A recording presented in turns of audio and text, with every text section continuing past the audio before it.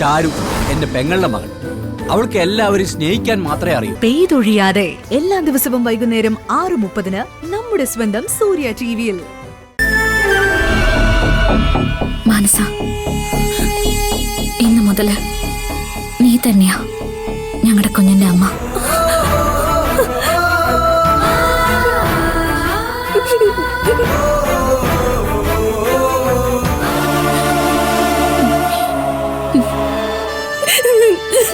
നിറഞ്ഞ മനസ്സോടെയും എല്ലാവരുടെയും മൗന അനുവാദത്തോടെയും തന്നെ ഞാൻ മോളെ നിനക്ക് തിരികെ തരിക.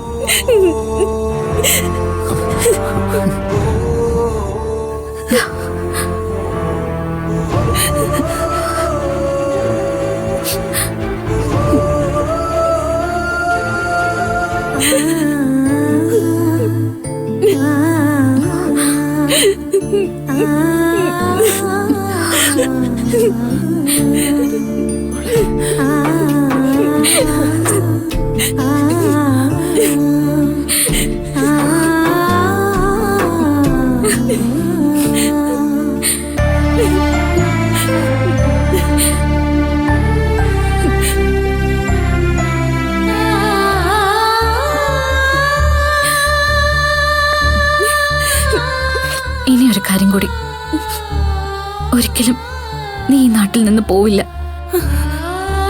നമ്മുടെ മക്കൾ നമുക്കൊപ്പം തന്നെ കഴിയണം.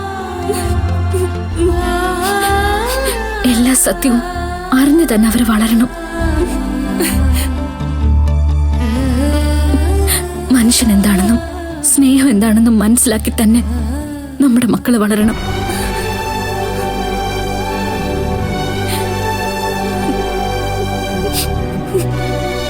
മോളെ, ഒരു നിമിഷം കൊണ്ട് നീ ഞങ്ങളെ എല്ലാവരെയും കരയിച്ചു കളഞ്ഞു.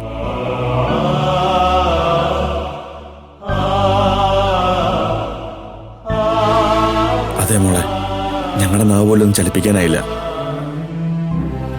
അത്രമാത്രം നന്മയോടെ നിങ്ങൾ രണ്ടാളും സംസാരിച്ചത്. ഞാൻ പറയാറില്ല സേതുവേട്ട, ഭാവനയ്ക്ക് പകരം അവൻ ഭാവനയ്ക്ക് മാത്രമേ കഴിയൂ.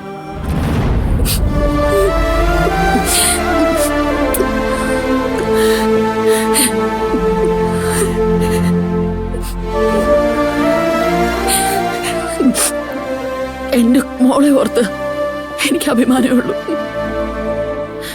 ഇങ്ങനെയൊക്കെ ചിന്തിക്കാൻ നിനക്കാവും മക്കളെ.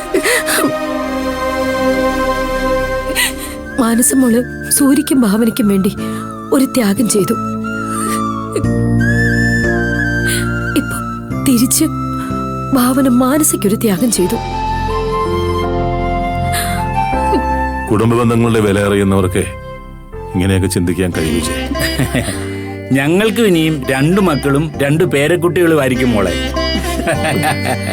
മോളെ, നിന്റെ മനസ്സിന്റെ നന്മയായതെല്ലാം. ഭാവന,